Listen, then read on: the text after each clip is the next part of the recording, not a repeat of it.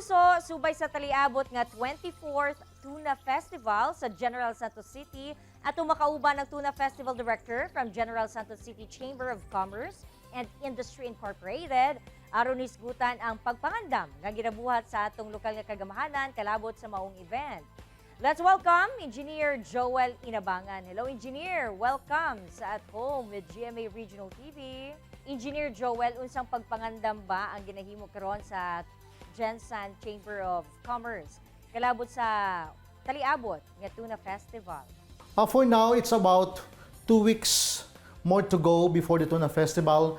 The team is now working 24/7 to prepare for the biggest and the most dynamic Tuna Festival in Gensan.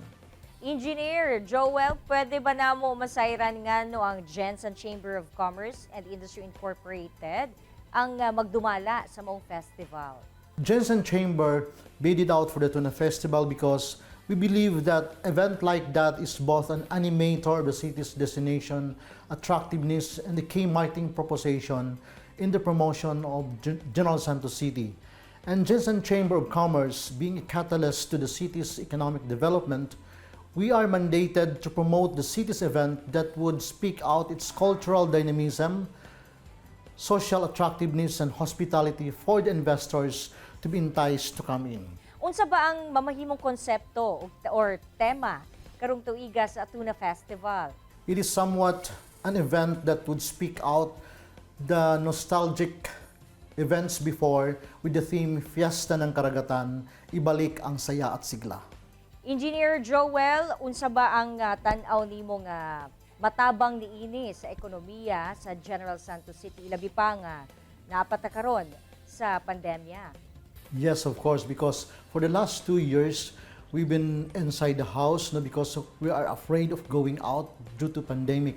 And now that with this festival, that would give us a chance to rekindle ourselves and be out of our houses to marry and enjoy and have fun with all the packet events that we are preparing not only for the generals but for all the people of the Philippines. The Gensan Chamber of Commerce being a catalyst of the city's economic development, this festival is one of the approaches that we can promote the city to invite possible investors to come in and invest in General Santos City. Unsa nga mga aktibidad, Engineer Joel, ang among mga atangan sa 24th Gensan's Tuna Festival? It has a lot of events.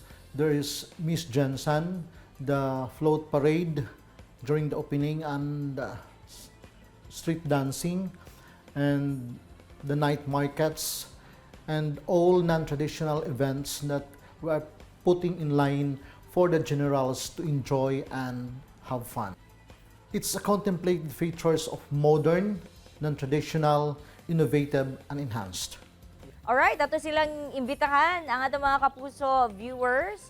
Go ahead, Engineer Joel. Okay, for all our Kapuso viewers, Gensan Chamber of Commerce is inviting you all to please try to see, enjoy, and have fun in Gensan as we celebrate our Gensan Tuna Festival come September. Daghang salamat, Engineer Joel, sa time nga imuhang gihatag kanamo sa At Home with GMA Regional TV. We hope for the success of Gensan's Tuna Festival. Okay, thank you so much also.